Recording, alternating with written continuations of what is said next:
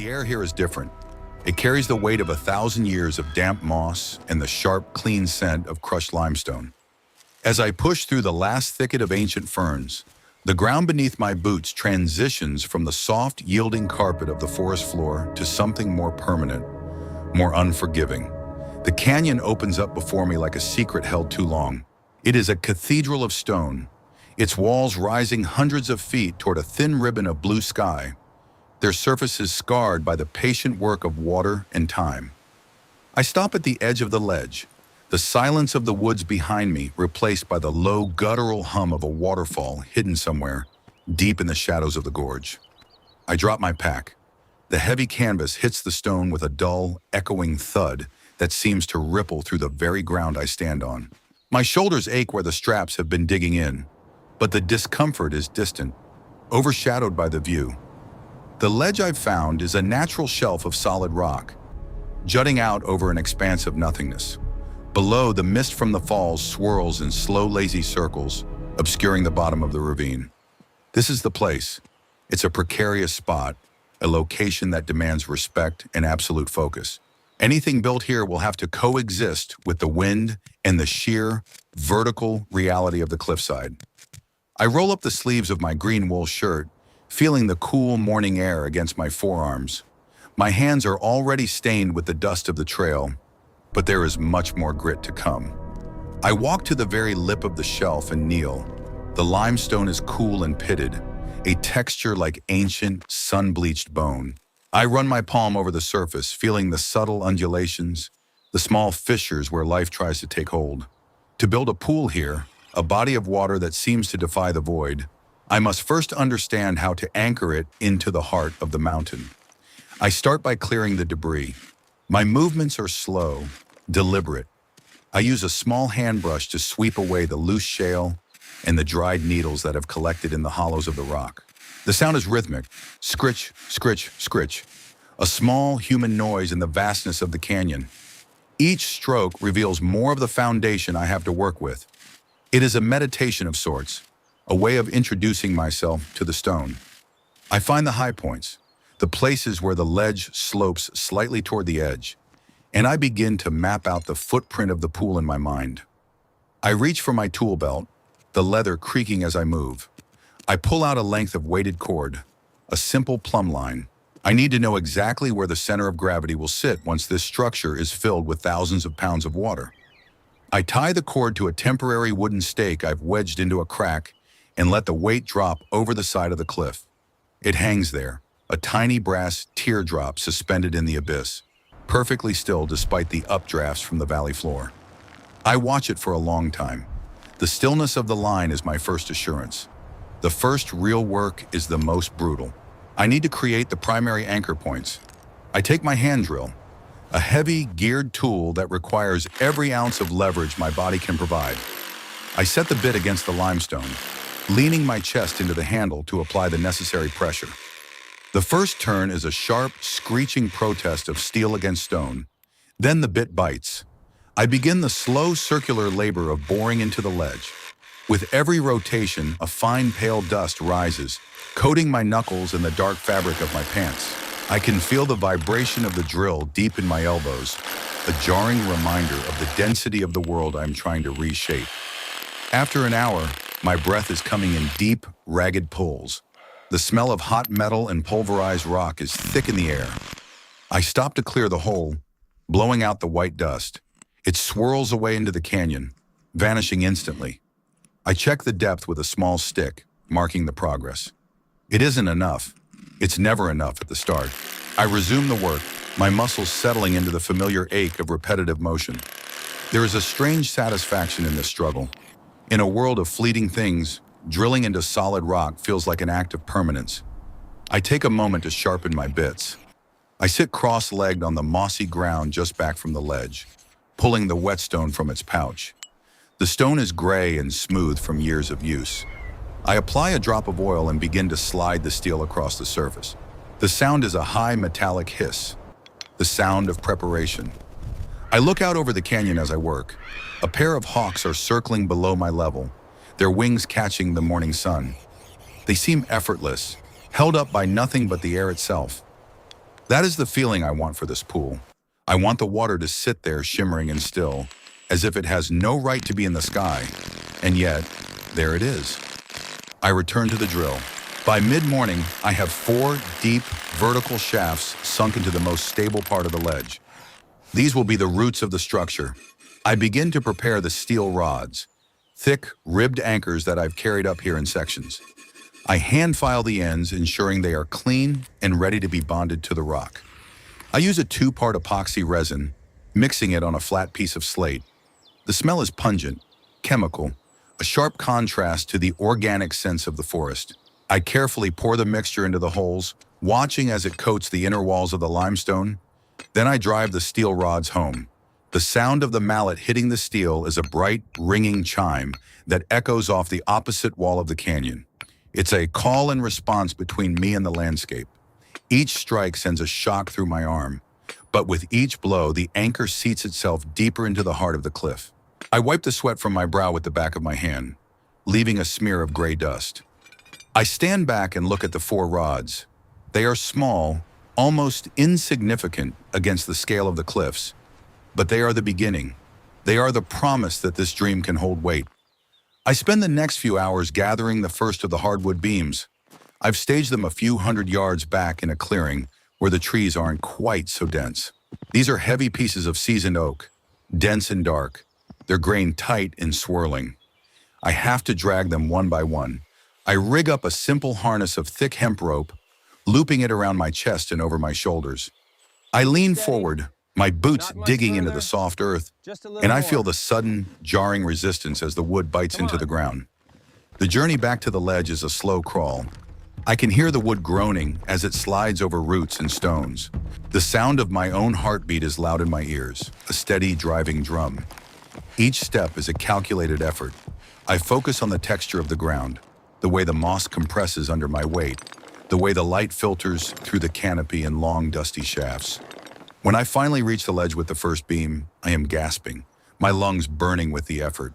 I release the tension in the rope, and the oak settles with a heavy, final sound. I sit on the beam for a moment, letting my heart rate slow.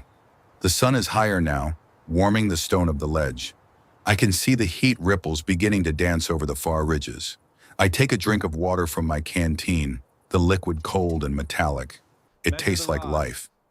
I look at the ledge, at the anchors, at the first beam of the frame. The scale of what I'm attempting is starting to settle in. It's not just a pool. It's an intervention in the landscape. It's a challenge to the void. And as I stand up to go back for the second beam, I feel the quiet, steady hum of purpose in my bones. The foundation is set. The rock has accepted the intrusion. Now the real building begins. The second day begins before the light has even touched the bottom of the gorge. There is a deep indigo chill in the air that clings to the damp surfaces of the oak beams. I spend the first hour of dawn organizing my joints. For this pool to float, to extend out over that vertical drop without visible pillars, the engineering has to be flawless. It's a game of leverage and counterweights. The back half of the frame must be anchored so deeply into the ledge that the front half can defy the gravity pulling at it. I pick up my handsaw, the cold steel biting into my palm. The first cut into the seasoned oak is always the hardest. The wood is dense, resisting the blade with a stubbornness that vibrates up through my wrists. The sound is a rhythmic, high-pitched rasp, chunk, chunk, that fills the quiet canyon. Fine, pale curls of sawdust begin to spill onto my boots, smelling of old earth and tannic acid. I watch the line I've marked with charcoal, my breath visible in the cold air, a rhythmic puff of white that matches the stroke of the saw. I don't rush. In a build like this, a fraction of an inch is the difference between a masterpiece and a catastrophe. I move to the chiseling. This is where the real intimacy with the material happens. I set the edge of my widest chisel against the grain and strike the handle with the wooden mallet. A sharp wooden talk echoes off the limestone walls. A clean slice of oak peels away, revealing the pale, creamy heart of the wood underneath. I work the mortise, deepening the pocket where the main cantilever beam will sit. The physical effort starts to warm me, the wool of my shirt beginning to itch against my skin as a light sweat breaks across my shoulders. Hoisting the main beams into position requires a level of focus that leaves no room for doubt. I've rigged a tripod of sturdier timber back from the edge, using a system of heavy-duty pulleys and hemp rope. The rope is rough, the fibers biting into my calloused hands as I take the strain. I can hear the wood groaning, a low tectonic complaint as the massive beam lifts off the ground. Almost through. It's a slow dance between me and the Just weight. a bit more. I move an inch, then lock the line. I check the alignment, then move another inch. The beam hovers over the abyss, a dark shadow against the rising mist of the waterfall. The tension in the air is palpable. One wrong move, one slip of the knot, and weeks of preparation vanish into the gorge. I guide the beam toward the anchor rods I set yesterday. The fit must be perfect. As the wood slides over the steel, there is a deep, satisfying thud that I feel in my chest. It's the sound of a promise being kept. I tighten the heavy bolts, the wrench screaming against the metal, until the beam is one with the mountain. Now it extends 6 feet out over nothingness, a platform for a dream that shouldn't exist. I spend the middle of the day carving the secondary supports. These are the invisible ribs that will hold the weight of the water. I use a draw knife for this, pulling the long blade toward my chest, stripping away the bark, and smoothing the edges. The sound is like a long, drawn-out sigh. The texture of the wood under my fingers changes from rough and chaotic to smooth and purposeful. I can see the grain now, dark ripples and knots that tell the story of the tree's life. It feels right to give that story a new chapter here, suspended between the rock and the sky. A challenge arises when I realize the limestone shelf has a hidden fissure exactly where the third support needs to lock in. The stone is brittle here, flaking away in gray scales when I touch it. I stop. The silence of the canyon feels heavy now, almost judging. I sit back on my heels, wiping the grit from my eyes. I can't force the stone. I have to adapt. I spend 2 hours redesigning the joint, creating a bridge of smaller, interlocking timbers that will distribute the weight across the stable sections of the ledge. It's a test of patience. The sun moves across the sky, the shadows lengthening, but I don't move until the logic is clear in my mind. The assembly of the floor joists is a symphony of percussion. Each strike of the mallet sends a ringing note across the void. I'm using a traditional joinery method, no nails, just the strength of the wood itself. I carve the pegs from scraps of hickory, tapering them slightly so they wedge tighter with every hit. Driving the pegs home is the most satisfying part of the day. The sound is a solid, final thwack. I stand on the edge of the newly formed frame, looking down through the gaps between the joists. The waterfall is a white thread far below. The wind picks up, tugging at my hair, but the structure beneath my feet doesn't even shiver. It's becoming part of the cliff. As the afternoon light turns a deep, bruised orange, I begin to seal the interior frame. I've brought up buckets of thick, dark resin and rolls of heavy-duty liner. The smell is sharp and sticky, clinging to the air. I apply it with a wide brush, the bristles scratching against the oak. It's a messy, necessary task. Every seam, every joint, every tiny pore in the wood must be protected. The water will be a heavy, relentless tenant, and the wood must be ready to hold it. My hands are coated in the stuff, a dark second skin that will take days to wear off. But I don't mind. The structure is taking its final shape. I end the day by testing the first level of the frame. I bring up a few gallons of water from the stream, pouring it into a corner of the sealed basin. I watch the surface, looking for the slightest ripple that would indicate a tilt or a shift. The water sits there, a dark mirror reflecting the sliver of sky above. It's still, perfectly still. I let out a breath I didn't know I was holding. I sit on the edge of the floating frame, my legs dangling over the abyss. The stars are starting to poke through the dusk, cold and bright. The pool is no longer just a concept. It's a physical presence here, a silent challenger to the gravity of the canyon. I'm tired, my body humming with the ghost of the day's vibrations. But the satisfaction is deeper than the exhaustion. Tomorrow the walls go up. Tomorrow the void gets a little smaller. The third dawn is different. The air is still, holding its breath as if it knows the balance has shifted. My body feels every hour of the last 2 days, the deep pull in my lower back, the stiffness in my fingers. But the sight of the pool frame extending over the mist-filled gorge acts like a shot of adrenaline. Today, the structure becomes a vessel. I begin by prepping the interior lining. I've brought up sheets of flexible, heavy-duty composite, but the real soul of the waterproofing comes from the natural resin I've been simmering over a small, controlled fire back in the clearing. The smell of the resin is intoxicating. Sharp pine, sweet earth, and something ancient. I apply it while it's still warm, the thick, amber liquid flowing into every microscopic gap in the oak. I use a smooth piece of driftwood to spread it, feeling the resistance as it begins to tack up. The sound is a soft, sticky pull, lip, lip, lip, as the brush moves. This isn't just about utility, it's about creating a seal that respects the wood. I work from the corners outward, making sure the overlap is seamless. My hands are stained a deep, permanent brown now, the resin acting like a second skin, but I feel a strange kinship with the trees that gave this build its life. Next comes the stone lining. I want the pool to look like it was carved from the cliff itself, and then somehow lifted into the air. I've spent the last few hours selecting flat pieces of slate from a nearby stream bed. They are cool to the touch, their surfaces smoothed by centuries of rushing water. I carry them in my arms, the weight pressing against my chest, a grounding reminder of the reality of this project. I set them into the resin bed one by one. The sound of stone meeting wood is a muted, heavy thud. I tap them into place with the handle of my hammer, listening for the hollow spot that tells me I need more adhesive. The pattern is organic, a mosaic of grays, blues, and deep charcoal. As I reach the edge, the point where the pool meets the sky, I select the thinnest, sharpest pieces. These will create the infinity lip. I want the water to spill over so perfectly that the line between the pool and the canyon disappears. I spend an hour on a single corner, filing the stone down with a diamond grit rasp until it's as sharp as a blade. The sound is a high-pitched, gritty scream of stone on stone. It's tedious work, my shoulders burning with the repetitive motion. But the visual payoff is starting to emerge. The edge is a silver line against the deep green of the valley floor.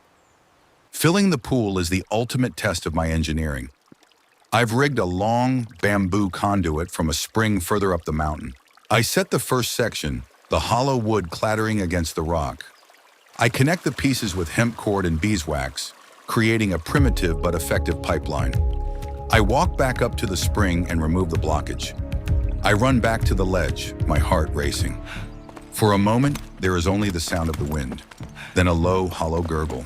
A moment later, a clear, cold stream of water erupts from the bamboo, splashing into the bottom of the pool. The sound of the first water hitting the slate is a bright, echoing splash, a new note in the canyon's orchestra. I watch the waterline rise. Every inch it climbs adds hundreds of pounds of pressure to the cantilevered beams. I kneel on the rock, my eyes fixed on the joint where the wood meets the limestone. I'm looking for the slightest shudder, the tiniest compression. The wood groans, a deep, settling sound like a giant waking up. But the anchors hold. The water continues to rise, turning the gray slate into a dark, shimmering mirror. As the pool fills to the brim, the transformation is total. The heavy industrial look of the construction is replaced by something ethereal. The water reaches the infinity edge and begins to spill over in a perfect glass-like sheet. It falls hundreds of feet into the mist, vanishing before it hits the bottom. From where I stand, it looks like a hole has been cut in the sky and filled with liquid silver. The reflection of the Douglas firs in the moving clouds is so clear, it's disorienting.